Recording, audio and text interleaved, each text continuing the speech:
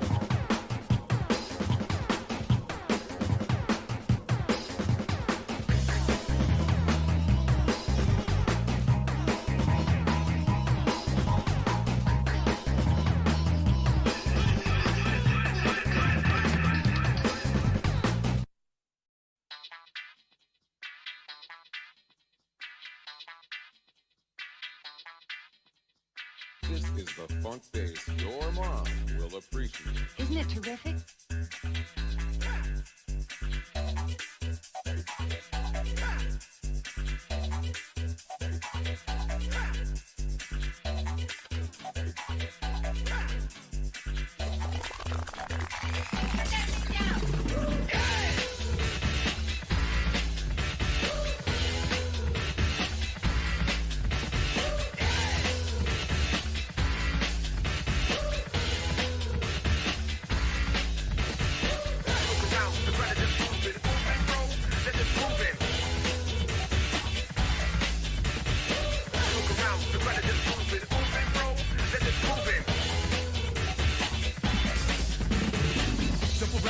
Jump around now. Jump up and get down. Jump around now. Jump up and get down. Jump around now. Jump up and get down. Jump around now. Jump up and get down. Jump around now. Jump up and get down. Jump around now. Jump up and get down. Jump around now. Jump up and get down.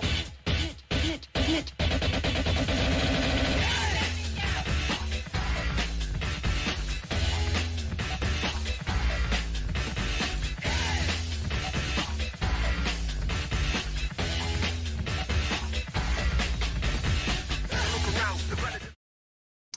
All right, I think we're good. There we go. We are live. Awesome. And I think I just realized that I left the song playlist from my gaming channel and and the waiting for this one. But oh well. So we got some interesting stuff. So we actually now have pretty much George Floyd 2.0 right now happening in New York City, where people, of course, are so sad over a career criminal's death on the F train, which is a very appropriate named train for how he got effed up on it. But we also have a homeless man, basically having a manhunt for a homeless man also in New York for, well, not for what you would expect. You know, you would think it would be for attacking people on buses like we've seen, attacking people on the trains like we've seen, stabbing, you know, people in the street like we've seen. No, in this case, they're actually on the hunt for a guy who defecated on a pride flag, which is, I mean, of all things, it's a national story right now. It's a national story about a guy who just, homeless guy defecating on a pride flag, and that's what we're going to be upset, you know, is happening in New York. That's what we're upset with now. We're not upset with the murders. We're not obsessed. We're not upset with the assaults. We're not upset with the rampant drug use. We're upset with a pride flag being defecated because, let's face it, the pride flag has pretty much become their own religious symbol at this point. We also have Pornhub apparently being banned in Utah, of all places. They're not really being banned. People are saying it was banned in Utah. No, it wasn't banned. Pornhub just simply said that, hey, if we're not allowed to sell pornographic material to minors, then we're not going to do business in Utah anymore, which is an astounding thing to actually say, but that is what they said in their statement. Either way, let's go ahead and jump right to it, because this is the interesting thing right now happening that I'm pretty sure a lot of you have already seen a lot of on Twitter. Jordan Neely, and this is from a, you know, of course, pro Jordan Neely post, but we'll get to that in a second. This is Jordan Neely, a hungry New Yorker choked to death by a grinning Marine who was being celebrated as a hero. And of course, you know, they have a video of him as a street, or as one of those bus performers, you know, being Michael Jackson. And just for a heads up, no one likes these people. All right, no one likes any of these damn performers. Like, if they were doing something nice, like, I don't know, playing some classical music, even then, to be honest, whenever I've been on one of those trains, I just kind of want to be left alone and get to where I wanted to be. No one likes these people, all right? No one likes these people. With that said, you know, he's saying that he was choked to death by a Marine, and his only offense was aggressive speech and throwing his jacket down on the ground and asking for food and water, which is something to say. And he kind of goes on. So apparently they're handing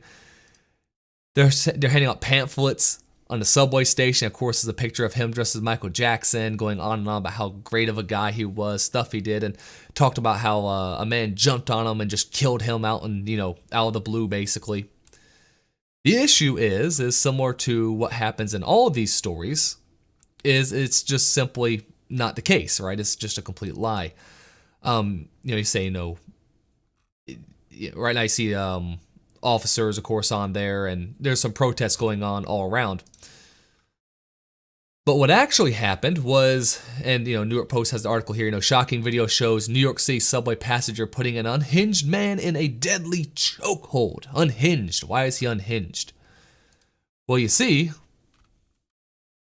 if these advertisements, I swear, New York Post, come on. Medical examiners ruled Jordan Neely's death a homicide after subway choking. So what happened was this guy, Jordan Neely, was on the subway, accosting people left and right, yelling at them, saying, "Give me food. I don't care if I go to jail." And we'll go back to this one right here because I think this one has his full thing. Let's see. Been going on an aggressive rant on the F train, according to police and a witness who took the video. He started making a speech. He started screaming in an aggressive manner. He said he had no food and had no drink, that he was tired, and he doesn't care if he goes to jail. He starts screaming all these things, took off his jacket, and he threw it on the ground. And that's when someone came up behind him, a Marine, and put him in a chokehold and ended up resulting in his death. Yeah, here you go. Obviously, Marine, chokehold, pretty self-explanatory. Now, of course, some people are saying, oh, he's just asking for food. He wasn't being violent yet. He was just yelling at people and screaming at them, saying how he doesn't care if he goes to jail. So it turns out, and this was another article, at the time of his death, he had a warrant out for his arrest and for a case in November where he was accused of assaulting a 67-year-old woman over in East Village. Law enforcement sources say Neely had numerous arrests on his record including drugs, disorderly conduct, and fare beating, which that's not a big deal, right? He's just not paying. He's not paying his fair share, as the left would say. So you have a guy who I think they say he had over 40 arrests, a lot of which included assault. He then goes on this train, starts screaming at people, yelling at people, and this Marine decides, hey, this isn't good. We're not going to put up with this, and puts him in a chokehold and takes him down. It's worth saying that chokeholds aren't notorious for being lethal. Like anyone who's done MMA, right? Like I think a decent amount of people at this point in time have actually started doing things like MMA. Almost everyone's been choked out in MMA, right? If you've done any bit of MMA, you have been choked out. All right. When I did MMA for a little bit there, I got choked out. All right. And then when I switched to boxing, I got punched out. It's how it goes. When you're doing MMA, everyone's been choked out. Everyone's been gone unconscious from it at some point or another, right? You get either caught in a guillotine or, standing guillotine, they wrench up and then you're out. Or like me, you have no ground game and someone gets behind you and just gets you.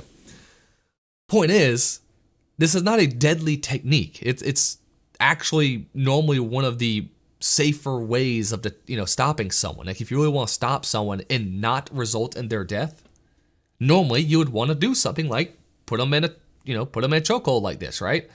They go unconscious, they fall asleep, and just, give it a little bit of time. They wake right up and they might have a little bit of a headache, and that's really about it. Normally it is not at all, not only is it not deadly, normally it has no real issues whatsoever in general.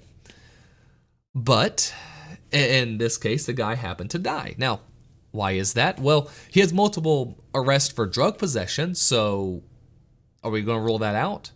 I mean, he's on a train, he's yelling, screaming at people, throwing stuff on the ground, talking about how he doesn't care if he goes to jail. He's going to make sure you're going to give him some food, or else he's going to he's not going to leave you alone. The guy's clearly unhinged. Do we really just going to rule out the fact he was probably just drugged out, and then obviously being put in a chokehold after that puts a lot of stress on your body and just you're done? I mean, I had one thought pulled up here of, yes. Let's see. I thought I had already pulled up. So there's here you can find pictures of just drugs in the subway. So I'm gonna go ahead and NYC subway drugs. So this is the subway tracks in NYC. You see all these needles. You see all these needles everywhere. Like, this is what you're dealing with in NYC. You know, junkies turn NYC subway station into a needle graveyard filled with hundreds of used syringes. And of course, you know, cops don't do anything about it at all, ever around there. You know, people just getting high right in the open like that. I mean, when I was in New York, no joke, I was walking through Times Square and literally saw someone just literally injecting themselves in their leg in Times Square. And just absolutely crazy things like that. And the appalling thing is, so of course you have, you know, him choking this guy out, and it says, you know, Marine veteran. So you have this guy who's probably high, just saying, probably high, yelling at people, accosting people, has a history of assaulting people, has a history of attacking others as well on the subway, as well as doing drugs. And this Marine does what he probably should do and takes him down. He didn't mean to kill him. That wasn't the intent. He just meant to choke him out so that the police could get there. Now, here's the funny thing. Of course, if the police were doing their job, this probably never would have happened in the first place. If the police were actually keeping Subway safe, this never would have happened. He never would have died. But in fact, it's probably worth saying, if the police had done their job, or if the judicial system had done its job and actually kept this man in jail where he belonged, I mean, over 40 arrests at this point, right? I mean, there's no reason he should have been out on the streets. If they had done their job and kept him in jail, then he would still be alive today. Now, I know some people are saying, you know, oh, well, you know, we shouldn't be throwing people in jail for being addicted to drugs. We shouldn't be throwing people in jail because they're mentally just screwed. Yeah, we have a terrible system for how we handle both those things. However, when it comes to violence, when it comes to someone who's assaulting others, who has a history of assaulting others, who assaulted a 67-year-old woman, yeah, that person should probably be in jail. And had the judicial system worked, had cops actually been, you know, doing what they should do and keeping the subway safe, you wouldn't have these cases like this happening. You wouldn't have a Marine here deciding, hey, I need to do something because no one else will.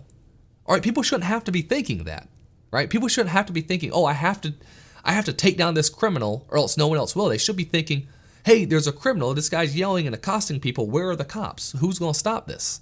And the cops should show up and be able to stop it. Yeah, I'm not saying you have cops on every single subway train. What I am saying is that with a better police presence and with them actually doing their job and with people actually being convicted for the crimes they've committed, there would be less crime in the subways in general, and people wouldn't feel free to try to accost people in the subways, right? You wouldn't have people like him doing this in the subways in the first place, resulting in him, of course, losing his life in this case. I mean, it is sad, because clearly this guy wasn't well, but you can't allow people to just yell at people. You can't allow people to just scream and accost them left and right just on the subways. You can't have people attacking people in subway trains. You can't have people doing drugs out in the open like this and not expect someone who's an everyday guy to take matters into his own hand. All right, someone has to. Someone has to deal with these people. If the cops won't do it, if the judicial system won't do it, then someone will. And that's not what we want, right? We do not want, you know, guys like this Marine to have to do stuff like this. We don't want to have to constantly be on our, you know, basically keeping our heads on a swivel at all times to protect ourselves and our family and others. We don't want that to be the case. We don't want, you know, vigilantism to start going out, you know, vigilantes in general going out there and actually trying to take matters into their own hand. You know, we don't want this. We want an actual judicial system who will go through the evidence and hopefully have a fair ruling. But if that's not taking place, what is the alternative? All right, the only alternative to a fair judicial system that's actually punishing the people who need to be punished is mob rule, which we obviously, again, we don't want. We don't want vigilantes. We don't want mobs of people, you know, just attacking those who they think are guilty. That's a recipe for disaster. I mean, obviously, this guy, he was taking down someone who kind of deserved it. He didn't deserve to die, but he did deserve to be taken down, right? He did deserve to be, you know, just knocked unconscious. Didn't deserve death. He deserved to be knocked unconscious.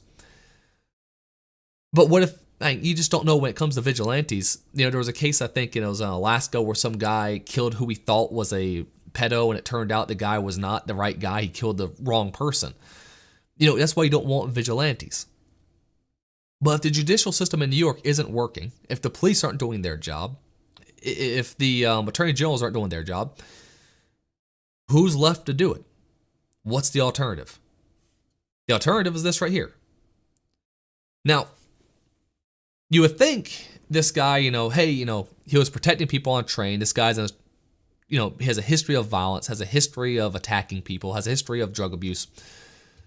You think people would go, oh, well, terrible situation, and he'll go about his day. However, what's looking like is, the medical examiner has ruled it a homicide after subway choking, which is interesting because, again, I don't know many cases where just a simple chokehold results in death without some other factors at play. But they have ruled it a homicide, which means, more than likely, given that's New York, this Marine will face trial. This Marine will probably face trial for simply wanting to defend others around him. So, right here, the city medical examiner has ruled the death of a homeless man choked by a Marine on subway earlier this week a homicide, and prosecutors mulled whether to pursue charges. Jordan Neely's cause of death was compression of neck, chokehold, and the manner of his death constituted a homicide, the medical examiners determined Wednesday afternoon.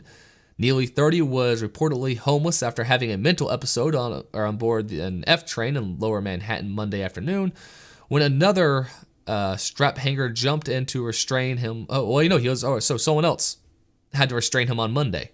He has a history of this, according to witness accounts. The wannabe vigilante. Come on, New York Post. It's not. Maybe you call him vigilante, sure, but that's just a weird way of putting it. I don't like it. Identified as 24-year-old Marine from Queens, took down Neely from behind and placed him in a chokehold for about 15 minutes, the police said. Neely passed out when EMS arrived, and they were unable to revive him. So, chokehold for about 15 minutes. So, yeah, you should probably let go. I mean, just saying, once they're kind of out, you should probably let go. But then again, you're trapped on a subway with this man. Right, you're kind of trapped on there with him. So, what do you do, right? I mean, kind of screwed either way.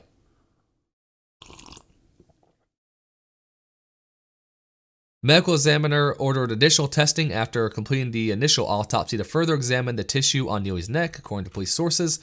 The witnesses who filmed it. Okay, so yeah, they just kind of go on. Now, one thing that was interesting again. He has tons of arrests from assault. One of them was assaulting a 67-year-old woman. Marine was taken into custody immediately following the deadly encounter, but was released without charges for now. He denied a request to comment when reached by the Post Tuesday, which is smart because he has to be very careful about anything he says. Mind you, this is the same city that when the bodega owner was being stabbed to death and he grabbed a knife and fought back, he was put in Rikers Island, right? Like this is the kind of city we're dealing with. Let's see. This is a solemn and serious matter that ended in a tragic loss of Jordan Neely's life, the spokesperson said. As part of the rigorous ongoing investigation, we will renew the medical examiner's report, assess all available video and photo footage, identify and interview as many witnesses as possible, and obtain additional medical records. I mean, again, nothing about this really screams like he was trying to kill. I'm just saying, like, again, anyone who's done any bit of MMA should know that, like, again, the chances of this actually killing somebody, again, maybe he held it too tight for too long, yeah, but it's such a weird thing to actually end up killing someone using something like that. Now, what's interesting is, of course, they put at the end here, Neely was choked to death just as his mother was in 2007 when he was only 14. So his mother was killed and back in 2007 when she was 36 years old. 1 second. So yeah, like mother, like son, I guess. Jeez. Yeah, exactly. So the interesting thing is going to be what's going to end up happening to this person. You have protests right now going on, of course, on the like in the subway station, as well as above. People doing graffiti everywhere saying, who killed Jordan Neely? And just, police officers, I think, were also kind of starting to be assaulted a bit by some of the protesters as well. It hasn't got to that point like the summer riots did, at least. It's not been like full out rioting yet, but you don't know what this is going to. If this person is set free, who knows what it might be. The problem is this is going to be added to another list of just kind of BS cases where they're going to say, oh, black man killed by white man and no one cares, that kind of stuff. They won't talk about the fact, of course, that has a history of assaulting people on subways and was already accosting people in that subway train until that person restrained him. But let's go into the real criminals, because, obviously this person, 40 arrests, nothing happened, right? 40 arrests, no one really cared. He was out free walking, still accosting people. No one cared about that. So let's look at the real criminals New York is actually concerned about. The New York City man wanted for a hate crime of defecating on a pride flag. Here he is right here, homeless man. So on Monday, the New York Police Department posted a video on Twitter. They're looking for a man who defecated on a pride flag. And he is wanted for committing a hate crime because of the incident. Now, here's what I find funny real quick. I'm just going to put this out there. We have ruled in this country, whether fairly or unfairly, y'all can decide on this, that it is completely legal to destroy the American flag as a form of protest. You can go out on the street yelling about how much you hate this country, set the flag on fire, and dance around all you like. That has been ruled to be completely legal and complete free speech. So why is it that whenever a pride flag gets destroyed, people want to instantly say it should be a crime for what they did? Now, you can argue that it's a crime for taking the flag, right? Taking the flag from another business that had it up. Okay, well then your crime is theft. You stole a flag. Now, destroying that flag in any particular way, I don't see how it reaches a hate crime. Even if, for one, this is a homeless guy who just walked up to his flag, took it down, crapped, wiped his ass with it, and went about his day. For all we know, he has no concern about gay rights or anything like that one bit. All he cares about is just he had to use the bathroom, and it's New York, right? So I've seen crazier things in New York than someone, grabbing a flag to wipe their ass. Like, I've seen way crazier things in New York. How do we know this was intentionally done to hate on gay people? Here's the thing. Even if this person does hate gay people, whatever, how can you sit there and say one is a form of protest and the other is a hate crime? I just don't see it. But it's been going around like crazy. Like it's been all over to where New York Police Department Crime Stoppers putting out, of course, the video of it doesn't show them actually doing it. So I'm gonna put that in. It doesn't show them actually doing it, but they're trying to hunt down this man. They're trying to make sure they find this person who defecated on a pride flag. Who cared about the guy who assaulted a 67-year-old woman on a subway and completely assaulted her? Who cares about that? They're allowed to walk out freely. They're allowed to walk around, no problem. In fact, they get people protesting for them when they get what's coming to them to a certain degree. They no problem there whatsoever. But this person goes and defecates on a pride flag, and we're gonna make Twitter post about it. It's gonna be on the news. We're gonna make sure everyone knows what happened. So the New York Post reports that the incident happened at a TAPS bar. I'm not sure what that is. Tapas bar on the city's Upper West Side on April 15th. The video shows the man grabbing one of the restaurant's two pride flags, placing it in a chair, discharging his feces, and then drawing a smiley face in the pile. Okay, I take back what I said. Maybe this would be a bit weirder than some of the things I've seen in New York. He then reportedly grabbed the restaurant's second pride flag and wiped himself with it. According to the official New York State website, a hate crime is committed if the victim has been targeted because of a perception or belief of their race, color, national origin, ancestry, gender, religion, religious practice, age, disability. Good Lord, how much are we really making hate crimes for these days? I mean, really. Or when such an act is committed as a result of the type of perception or belief, these crimes can target individuals, groups, yada, yada, yada, yada. Concerning private property crimes, hanging a noose or painting a swastika could be deemed a hate crime according to the website.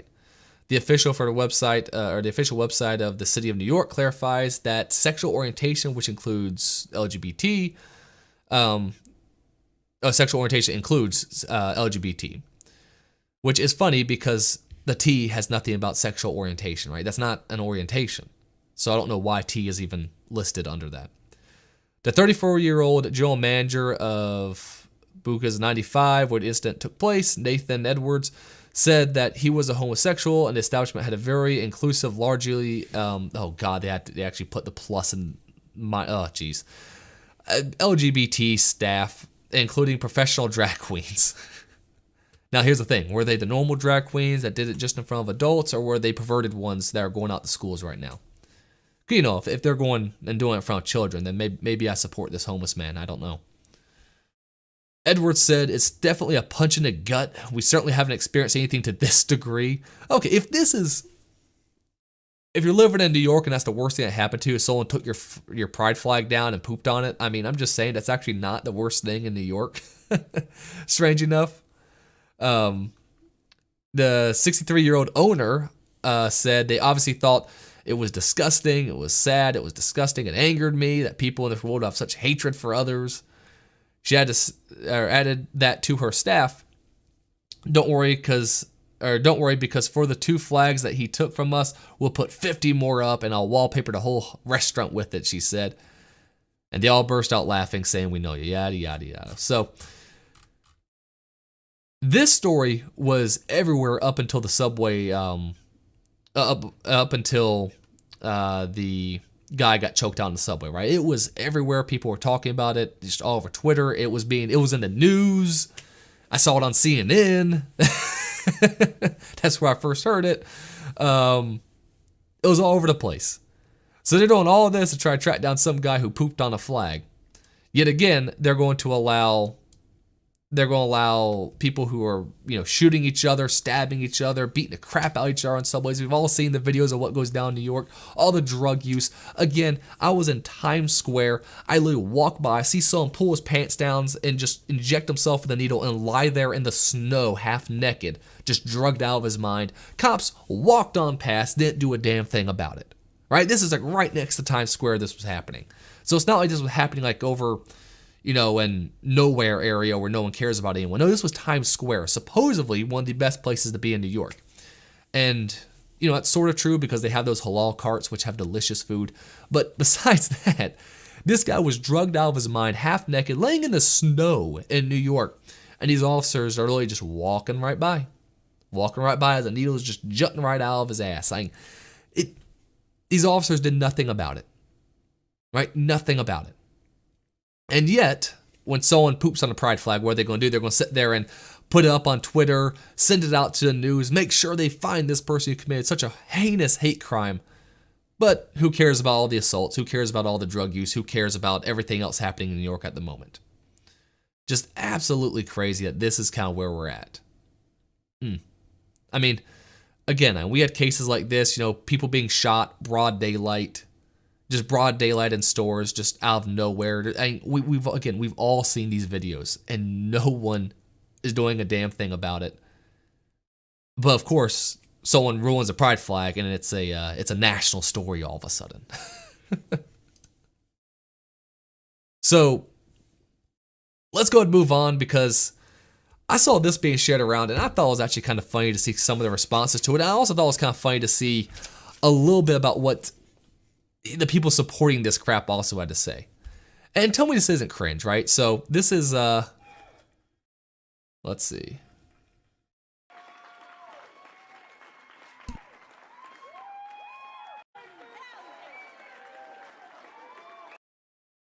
Okay, so it's kind of hard to actually hear, but she's yelling, "Hail Satan," as they rip up a Bible and throw it across the floor at something called a Satan Con.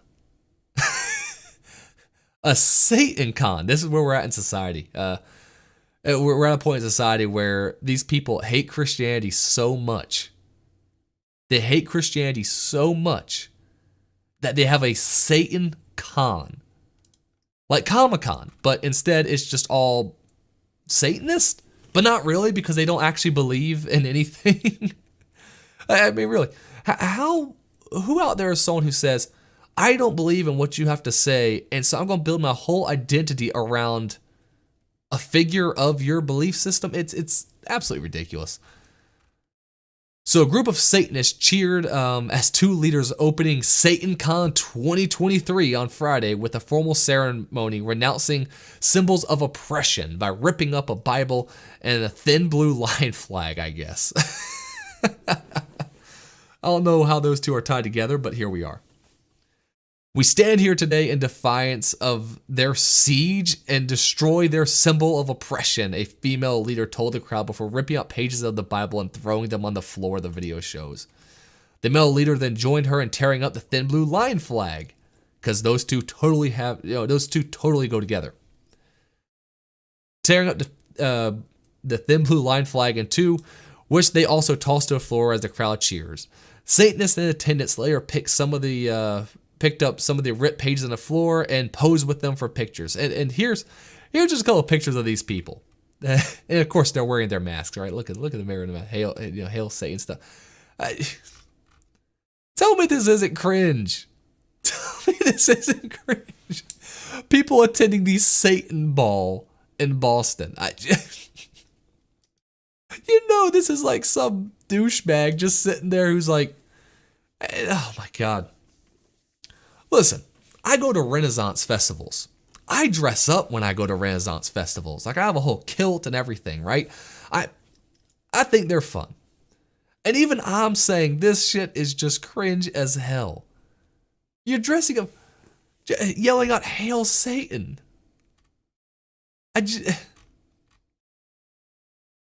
This is where we're at, though. The fact that this is, don't get me wrong.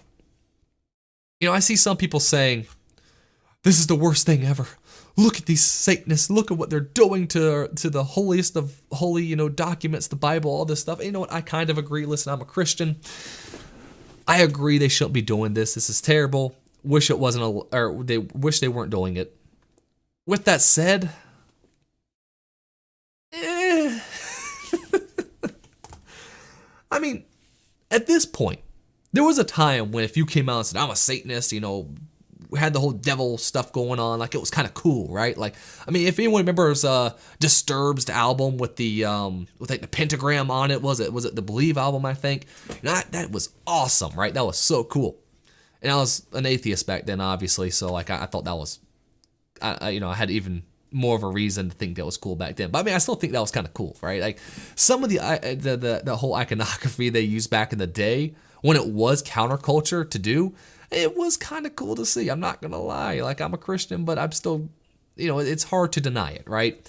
It had that cool factor to it, whether we wanted it to or not. It just did. Now, I don't see how this has any bit of a cool factor to it, right? Do Satanists have any cool factor to them at all anymore? Like, there was a point where, yeah, they kind of did, but now, it's just a common culture. I mean, no one's going to sit there and bat an eye when you say you don't believe in God. All right, no one's really going to bat an eye. They might say, oh, that's a shame. You really should, creator of all things, Jesus Christ, amazing, right? We all love JC over there, right? I mean, come on, like that's as much as you're going to get. You're not going to have, maybe in some places in the Bible Belt, you might still get some of those people, but let's be real, for the most part, no one cares. No one cares. I felt like that was kind of like when I was like in 12th grade in high school, no one cared even then. I remember there was a kid in 12th grade, he got this 2 pieces of wood and put them on his back. He was like, oh, look at me, I'm Jesus Christ. And he dropped the wood, was like, Hail Satan, and all this stuff, right? And he said he wasn't going to say the Pledge of Allegiance because he was a Satanist and didn't believe in God. And even then, everyone was kind of like, oh God, this is just so cringe. No pun intended. It was so dumb to see. Even the atheists, which were the majority of people, actually, to be honest, in that school, even they were just like, come on, man, really? Like, this is just stupid. This is just ridiculous. And these people are obsessed over us Christians so much. They're having a satanic ball at SatanCon. They hate us so much. They want to they want to have a whole con for just going on about how much they don't like us.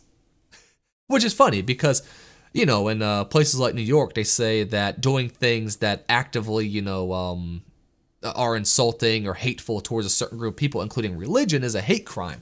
So having a whole ball and, whole con over, a thing specifically designed to talk about how much you hate a certain religion, how you're going to rip up, the Bible, the most holy documents of holy documents, basically.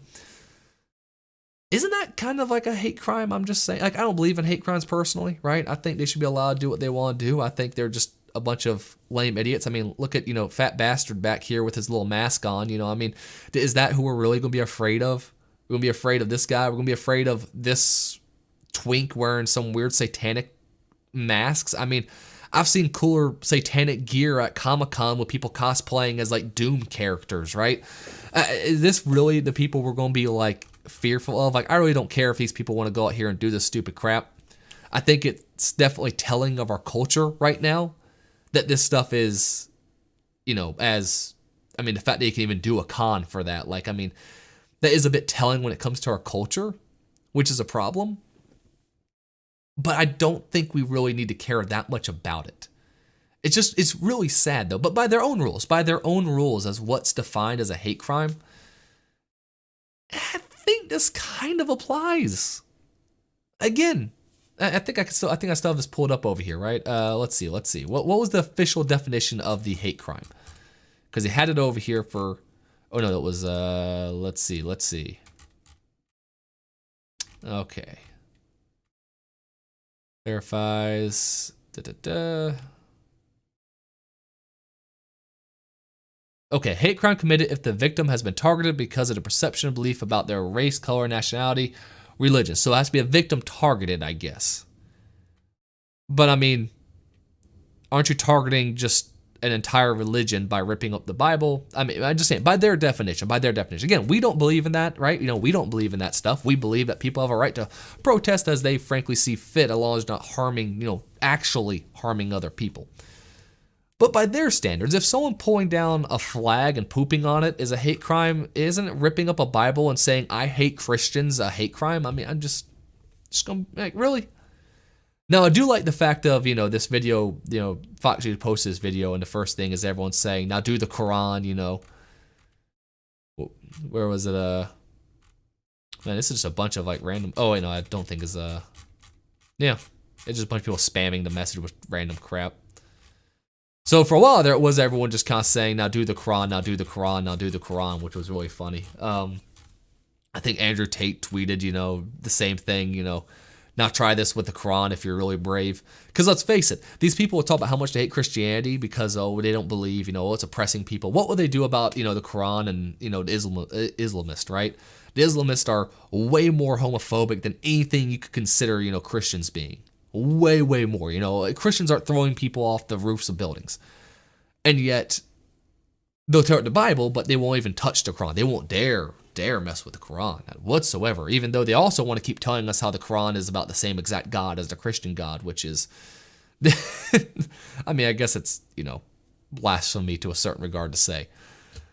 They'll sit there and talk about how, Islam is not that different from Christianity to Christians when they're trying to win Christians over. Yet then, of course, they'll rip up the Bible and then never touch the Quran. It's just really funny. But, it's sad. It's sad, these people. But what are you going to do? Anyway, let's talk about the issues that really matter to people. Let's talk about the issues that everyone really cares about. Pornhub blocks Utah residents from site in protest of law requiring age verification. Age verification. You know, this is something I've said multiple times on some other streams on like my gaming channel and stuff like that. We don't sell, you know, we ask for proof of identification before we sell alcohol, whether it be online or not. You know, you can buy alcohol online. You still have to show proof of age before you can ever get that product. Yeah, when it comes to pornography, we don't have that, right? There is no proof of identification before you access any porn site whatsoever. And that's part of why that, you know, majority of people, their first time seeing pornography is at age, I think it was like 12 or 13 was the average age for the first time someone sees porn. Now, we can have the argument of should porn be allowed in the first place? I kind of think it should probably be allowed. I don't think it's good. I think it's terrible for you. I mean, for a long time, I had a massive problem with it, right? You know, obviously growing up as a millennial, you know, we all had access to it just 24/7. And it wasn't until I got away from that, you know, I mean, for one, sex life got a lot better. And of course, I met my wife and just everything became a lot better in my life, to be perfectly honest. I think porn addiction is a huge, huge, huge problem in society. However, I do think for the most part, you know, I'm more libertarian. You know, I'm like a little L libertarian for the most part. I think most things are between consenting adults should be allowed, legally speaking. They're not good, but they should probably be allowed. But even if you believe pornography should be allowed, even if you think it has no negative effects towards adults, unless you also believe that minors should have access to sexual content, you can't be against this law. All right, all this law says is that, hey, if you're trying to access things that are 21 and up, or no, 18 and up, not even 21, 18 and up, you have to prove that you are 18. That's it. That's all the law said. But they had, you know, Pornhub actually had some interesting things to say about it, which is kind of funny. The pornography site Pornhub has blocked Utah residents from accessing its site in protest of the law fortifying age restrictions for their videos, Fox 13 reports. Senate Bill 287, which unanimously passed the Utah legislature this year, requires websites with adult content to verify age and establish penalties for websites that do not comply. The law will go into effect May. Viewers will receive a notice that reads 403. This state is not whitelisted when attempting to access the site. Later, the notice was changed to a longer explanation from a porn actress, Sherry DeVille. I'm sure one of y'all out there probably know who that is. As you may know, your elected officials have required us to verify your age before granting you access to our website. While safety and compliance are at the forefront of our mission, yeah, they're just really at the forefront of your mission. You only got caught having a bunch of, we'll just say abusive content on the site. Giving your ID card every time you want to visit an adult platform is not the most effective solution for protecting our users, and in fact will put children and your privacy at risk. Okay, here's the thing. We already have to put in our ID for multiple other things. It just is what it is, okay? It just is what it is. They don't care about safety and compliance, right? I mean, again, they've shown countless times they do not care one bit. They had tons of, again, I was just going to say abusive content on their site they never took down. And with that said, why is it that big of a deal to institute in the first place when it is so easy to get around? Let's face it, it's easy to get around. And it wouldn't be, you don't have to make it so every time you visit the site. What if you just made it so you had to sign up to be able to use the site? Boom, you're done, right? You sign up to use the site, you put in your information where you sign up, then you have that going forward. It's not that hard to figure out. Multiple other sites have stuff like this.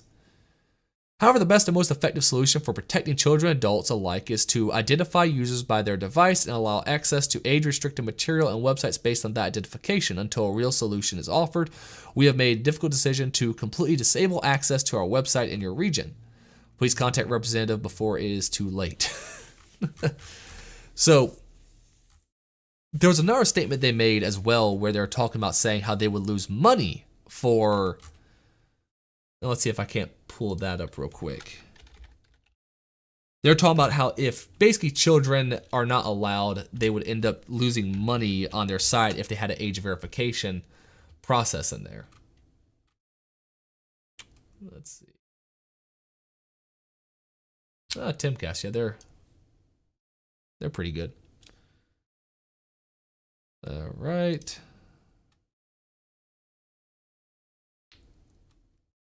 I don't see it right here either. I'll have to pull it up some other time. I'll pull it up in the editing for the video when I actually put up just the segments in general.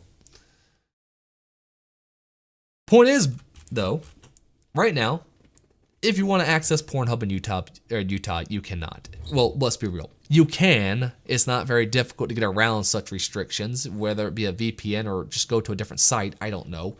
I mean, back when I did watch a lot more stuff like that, you know, I don't think I ever really used Pornhub that much. I used other sites when I personally did it back in the day. But it is amazing, though, the amount of people who actually have been out trying to defend this, who have actually been trying to say that there should be no age verification for pornographic material. If you go into a store, you have to show ID, right? If you go and try to buy a Playboy, you have to show ID. So why is it then when you actually want to watch videos of the stuff, of way more hardcore stuff than you would see in Playboy, you don't have to show an ID, you don't have to show anything, you don't have to prove that you're 18 in any meaningful way whatsoever besides saying, yeah, I'm 18, click. Makes absolutely no sense. But this is where we're at right now, right? However, the good part is this is a great law. You know, Utah's actually doing something good here, right? Yeah, Utah, good on you. We need more states like Utah. We need more states like you. Maybe not all the Mormons. I don't know about all that. I mean, they're a bit weird sometimes, to be perfectly honest. But this is a good law, right? I mean, of course, Utah doesn't need Pornhub when you have all those Mormons having as many kids as they're having. Clearly, they're not having a problem with, well, you know that. But, I mean, we do need to find something to protect our kids against all the pornography out there at this point, right? It is absolutely everywhere at this point. It's impossible not to have access to it anymore. I mean, if you have a smartphone, you have access to more pictures of nude women than the greatest kings throughout history. And our brains are not meant for this. Our brains are not meant to get that big of an endorphin rush all the time. We are completely ruining our mind when you're sitting there watching that stuff again and again and again. You're numbing yourself.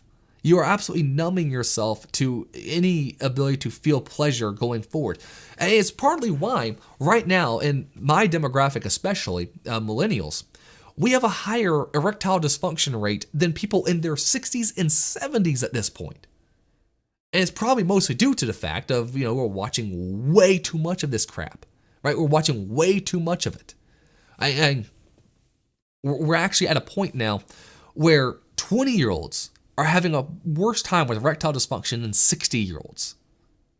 And part of the reason is because your mind has now associated that particular sensation with visual stimulation and not the physical.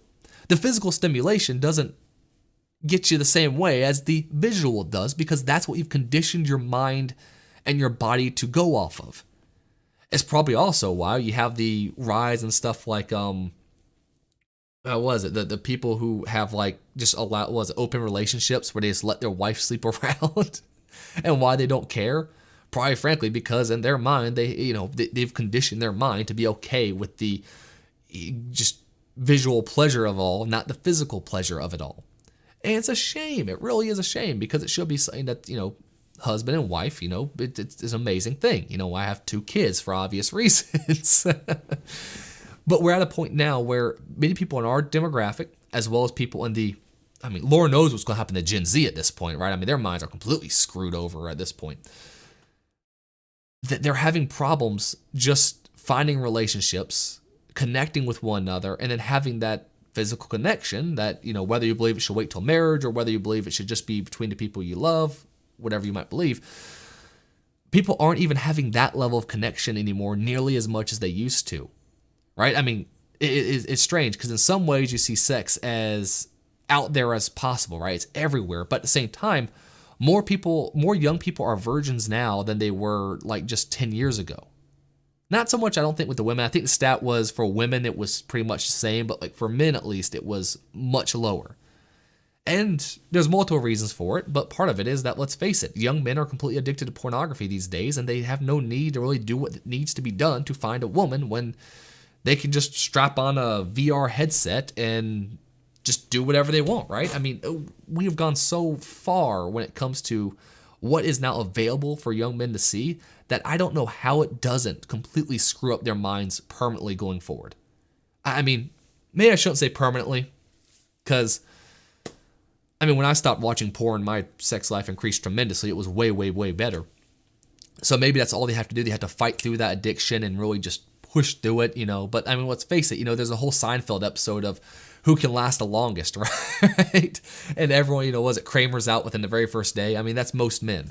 Most men are out in the very first day. Like most men, that's almost a daily occurrence for them at this point. And that's just, if it's the actual thing, that's not that bad. That's actually really good. But if it's through visual stimulation like that, it is not good for your mind, man. It's not good for your mind. It's not good for your body. It's not good for your soul. That's the whole problem here. Well, I don't know what you're going to do. Because, again, until more states do stuff like this, we really won't see any more change in it.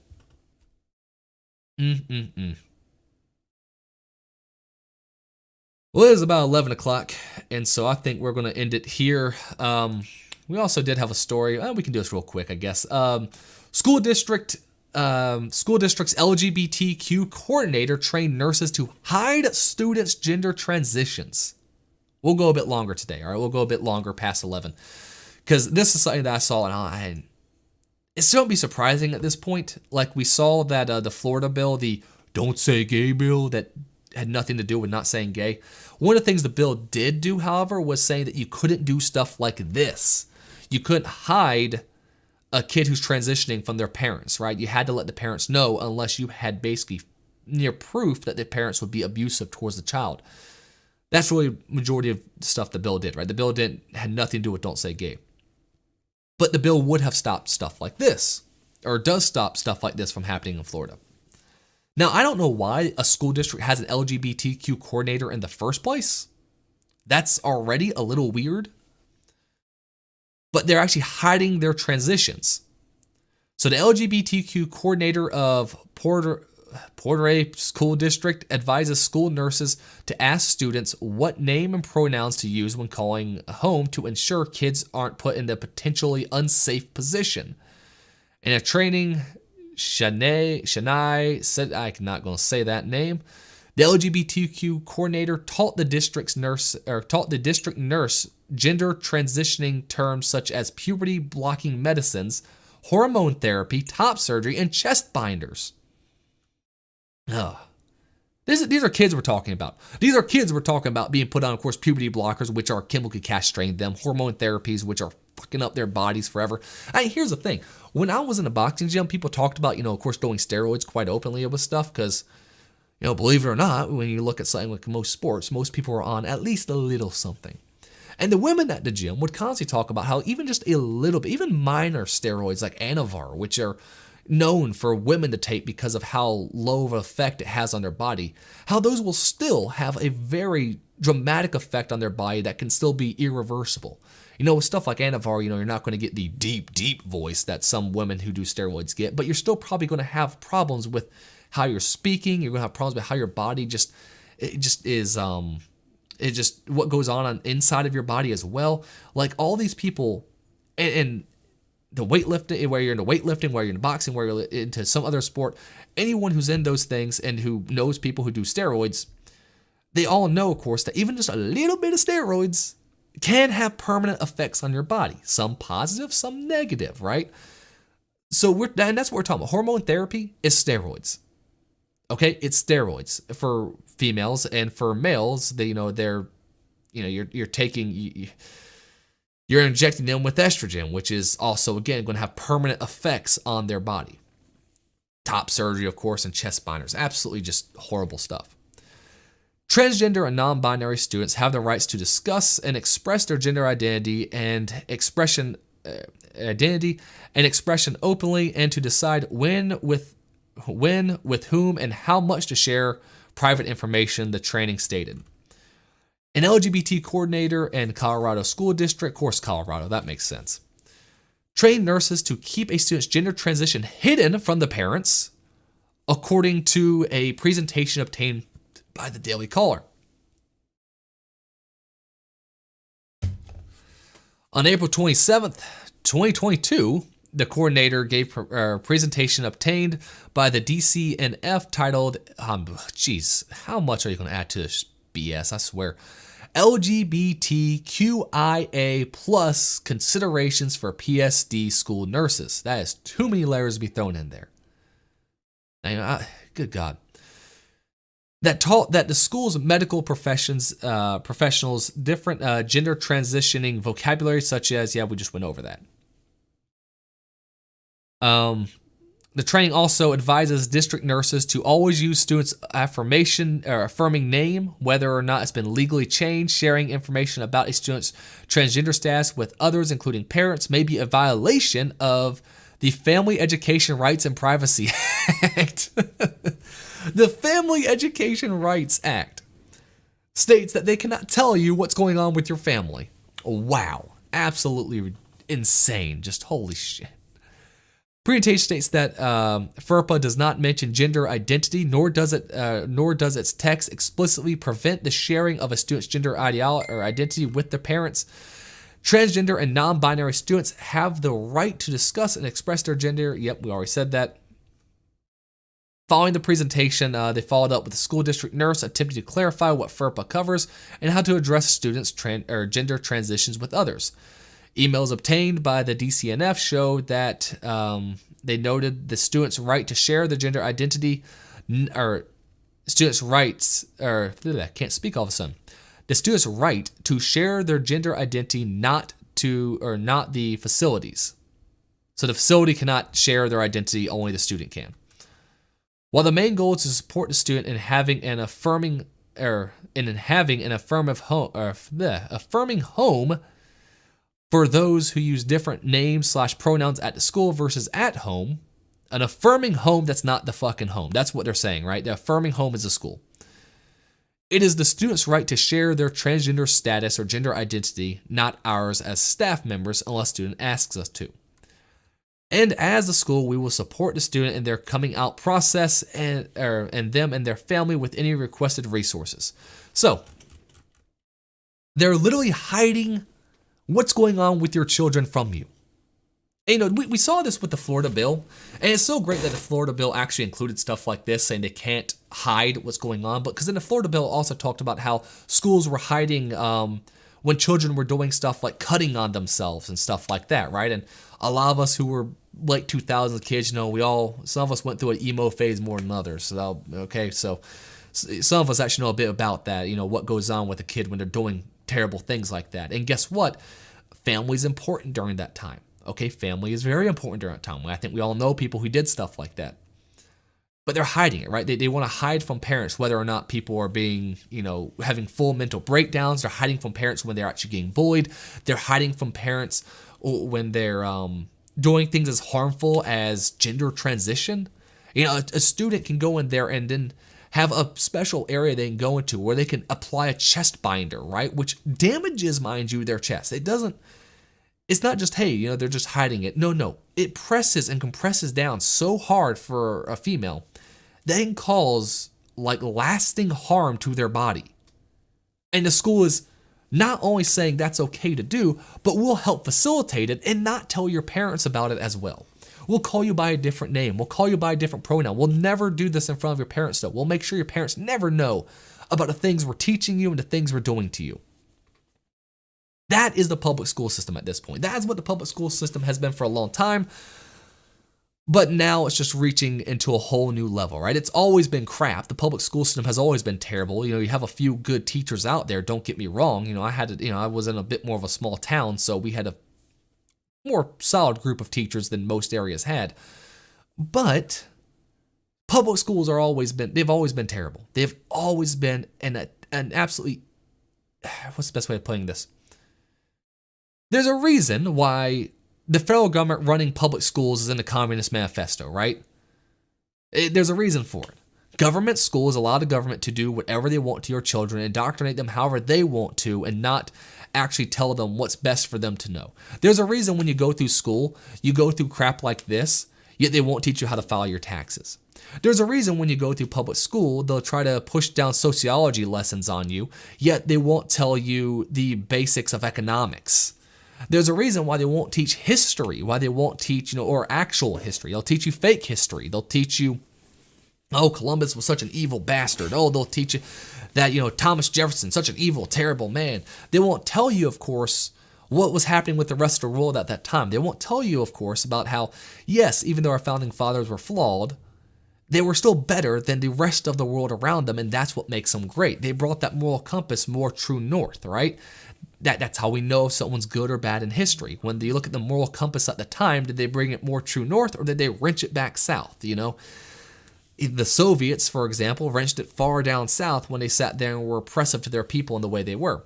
These people are bringing it far down south. You know, we've established that this sort of crap should not happen to kids, right? We have established the fact that kids should not be getting castrated, and yet these people want to bring it back.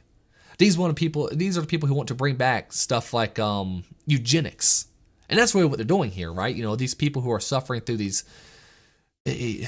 terrible things. And let's face it, people who are going through gender dysphoria. It's a terrible, terrible thing. It's awful. I can't even imagine waking up every single day and not feeling comfortable in your own skin. Can you imagine how bad that would feel? Like, really, can you imagine how bad that would feel? Because that would feel fucking terrible. I can't even imagine. That's what these people are going through.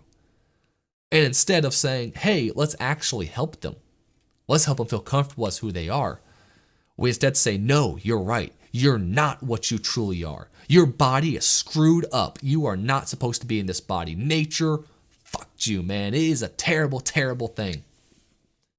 That's what they're telling these kids. Which, of course, is going to make them just more depressed and, you know, more... I'm not sure what I can't say on YouTube anymore because I've had multiple strikes before on this channel. Even with as small as this channel is, it still sometimes gets strikes. It's terrible. The rate of self-harm in the trans community is extraordinarily high. Extraordinarily high. It's the highest of really any demographic there is in the world. And is it any wonder that's the case when the whole point of it is they never feel like they ever truly belong. They never feel like they're in the right body, right? I mean, every single day waking up like that, I can't imagine. And then now people affirming them, telling them, yes, nature screwed you over. Yes, you're 100% right about all the, all the suffering you're going through. You're 100% right. You're born in the wrong body. Your body is terrible. Your body's a piece of crap. You're not actually this body. You're something totally different. And there's nothing you can do about it. You shouldn't accept it. You should instead fight your body at every turn. We're going to sit there and cut you open and create a new wound for you so you can act like a woman, right? And you're going to have to sit there and mess with this thing every single day or it'll close up because your body just doesn't want to exist because you were born in the wrong body. How does someone not go through all that and think, hate themselves so much because of the way they were born that they don't do self-harm? That's the scary part. If you want these people not to go through self-harm, the best thing to get them to do is to actually work with them to hopefully get over their gender dysphoria altogether. And we know for a fact when it comes to kids, if you just let them go through puberty, they get rid of gender dysphoria typically. Once a kid has gone all the way through puberty, typically around over 90-something% of people who suffer from it just have no problem with it after they've gone through puberty. Because at that point, you feel comfortable with who you are typically because, well, you've grown into your body. There's a lot of changes happening you don't feel comfortable with, but once those changes have actually happened and you feel secure in who you are, whether it be, all the crazy crap women go through, I can't even imagine that, like, good Lord. But, for us guys, I mean, you start, your voice changes, you sit there and, want to sleep with anything that moves. You're more aggressive, you want to punch everything at the same time, you're frustrated because you have all this aggression, you have all these, just all this testosterone flowing through you. And the fact, of course, we don't have kids working out constantly, that's just going to really mess with that too, because if you're having all that extra testosterone, you need to work that stuff out, right? You need to work that stuff out. And we don't do that anymore. So, of course, you have all this stuff that these kids are going through.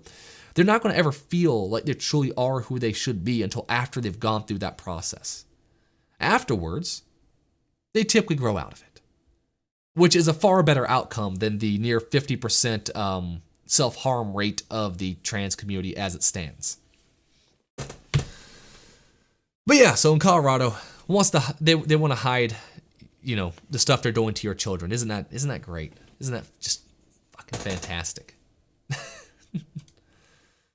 All right, well, I know this was a bit more of a rambling thing. I didn't have much time to set all the stuff up, but hopefully on Wednesdays, I'm gonna try to make sure it stays consistent on Wednesdays. Hopefully we don't get any more content strikes. That's the hope.